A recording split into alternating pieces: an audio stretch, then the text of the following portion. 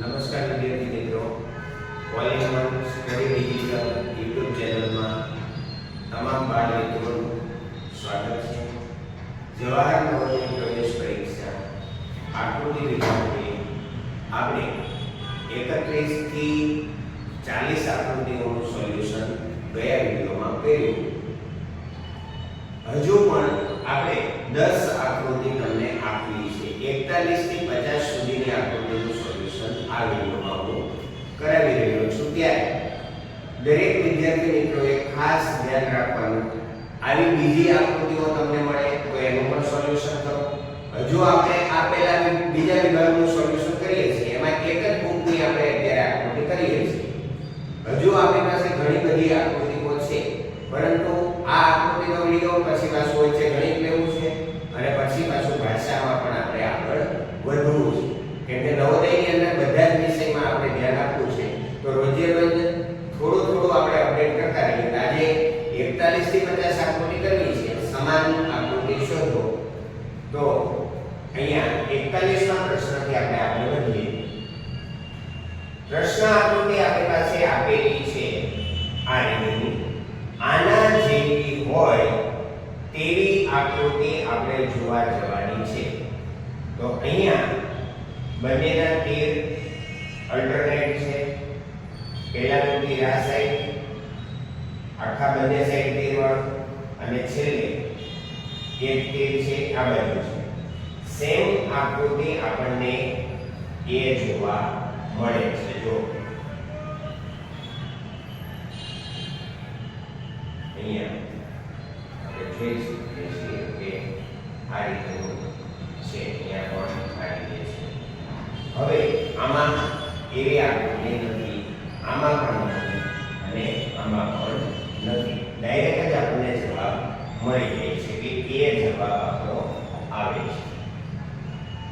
તમે દરેક પ્રશ્નને વ્યવસ્થિત જોજો, પ્રશ્ન આકૃતિ અને એને આકૃતિ એના જેવી સમાન શોધવા પ્રયત્ન કરતા રહેશો.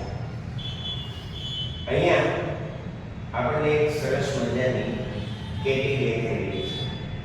તો આના જેવી સેમ કેટી આપણને દેખાય છે. ત્યાં સીધું જ ખબર પડી જાય કે આ એના જેવી નથી, આ એના જેવી નથી ને આ એના જેવી નથી. તો આપણો જવાબ છે સી.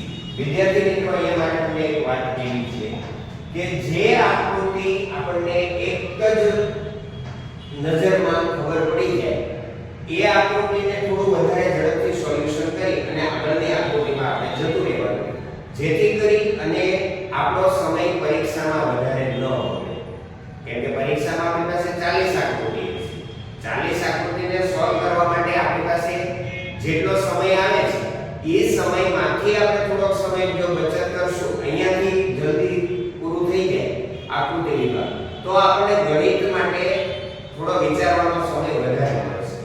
અને એના હિસાબથી જે આકૃતિ આપણે એકદમ સરળ લાગે એને ઝડપથી સોલ્વ કરી અને આપણે નેક્સ્ટ આકૃતિમાં જતું રહેવાનું અને ઝડપથી આકૃતિ વિભાગ પૂરો કરી શકીએ. પણ બધી જ આકૃતિમાં એટલું ઝડપથી નહીં જવાનું. જેમાં આપણે લાગે છે કે એકદમ સરળ છે અને તરત જ જવાબ મળી જાય છે, એમાં વધારે ટાઈમ આપણે નહીં બગાડીએ. એ સમય આપણને ગણિતની અંદર વધારે ઉપયોગી થશે. નવા પ્રશ્નમાં આપણે આગળ વધીએ. આના જેવી સેમ આકૃતિ આપણે ગોતવી છે. તો આના જેવી સેમ ગોતવા જઈએ તો પહેલીમાં તો ડાયરેક્ટ આપણે ખબર પડી ગઈ કે આ બાજુનો કાન છે ને આ બાજુનો છે. આ ત્રણેયમાં પેલી સાઈડ કાન આપ્યો છે આપણે, આ તો એક વસ્તુ સમાન થઈ. કાનની પછી ત્રિકોણ આવ્યો છે. હવે કાનની પછી અહીંયા વર્તુળ આવ્યું છે, એટલે આ આકૃતિ પણ નથી આવી. આમાં બંનેમાં ત્રિકોણ આપ્યા છે, આ બાજુ વર્તુળ આવ્યું છે, તો આમાં બંનેમાં વર્તુળ આપ્યા છે. હવે ફેસ જોવા જઈએ તો આમાં આ રીતે આપેલો છે, આમાં આ રીતે આપેલો છે, જ્યારે આમાં આ રીતે આપેલો છે. એટલે આ વિકલ્પ આવતો નથી. તો આપણને ઝડપથી ખબર પડી ગઈ કે વિકલ્પ સી એનો જવાબ આવે છે. તો ઓપ્શન સી. હું અહીંયા આકૃતિને ક્લિયર કરી દઉં છું. એટલે તમારે સ્ક્રીનશોટ લઈ અને ફરી એક વખત જોઈ લેવાનું છે કે ક્યાં આપણને તકલીફ પડે છે.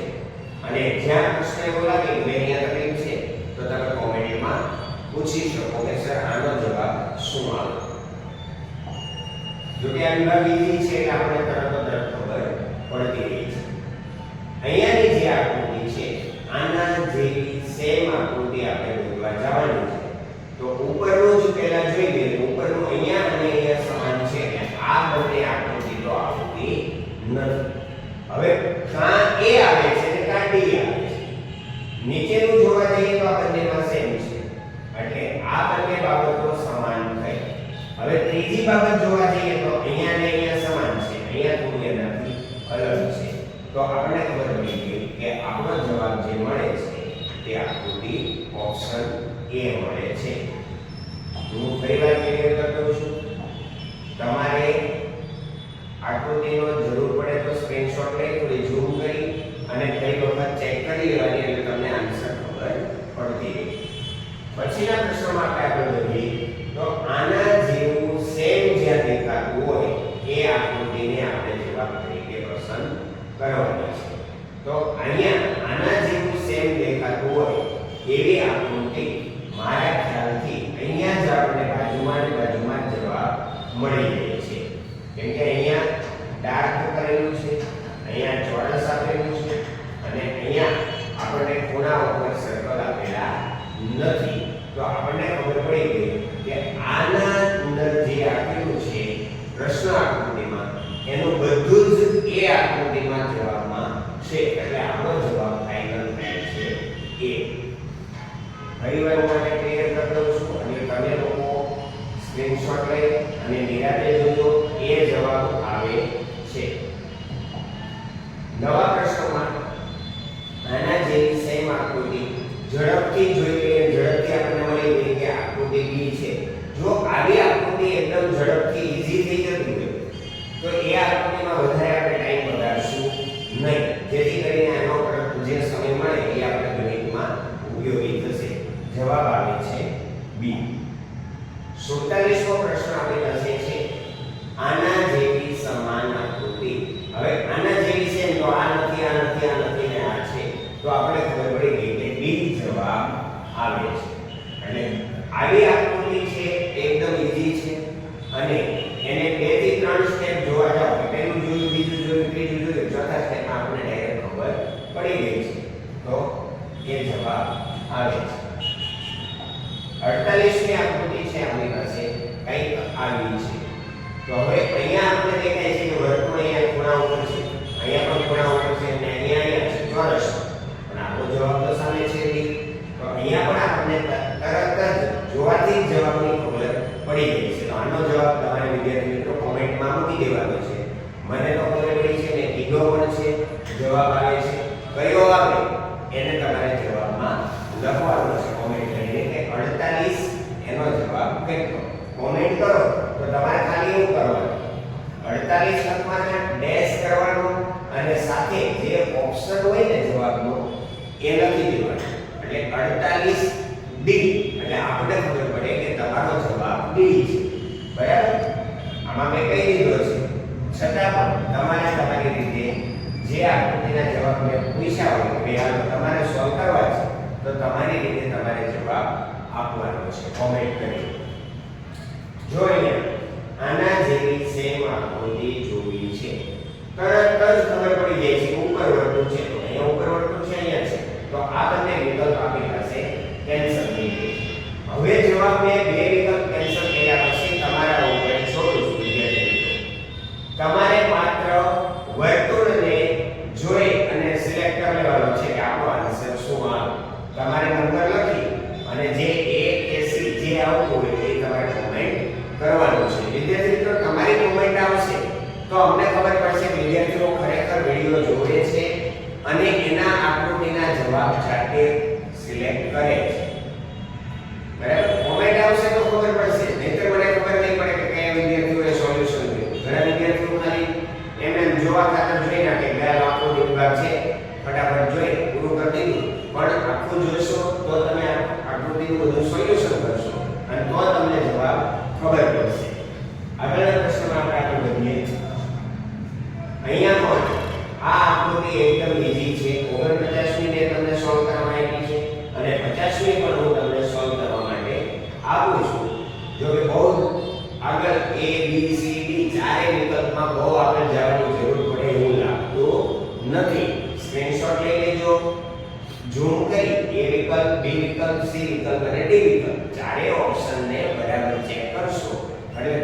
જવાબ તમને ખબર પડી જશે અને મને જવાબ તમારે 50 ડેશ કરી તમારો જવાબ A હોય B હોય C હોય કે D હોય એ તમે લખી અને મને કોમેન્ટ કરજો એટલે મને ખબર પડે કે 50 સુધી કેટલા વિદ્યાર્થીઓએ સોલ્યુશન ઘરે કર્યું છે. તમે જ્યારે સોલ્વ કરો છો ત્યારે જ્યારે પણ તમે આ લઈને બેસો સાથે નોટબુક લઈને બેસો, અમુકમાં જરૂર પડે તો કોમેન્ટ કરો, એમાં ન સમજ પડતી હોય તો નાની આકૃતિ દોરી અને પણ તમે સેન્ડ કરી શકો જેથી કરીને આપણને એમાં તમને સોલ્યુશન આપવામાં સરળ પડે. નવા વિડિયોમાં આગળની આકૃતિમાં ફરીવાર મળશું. ત્યાં સુધી બધાને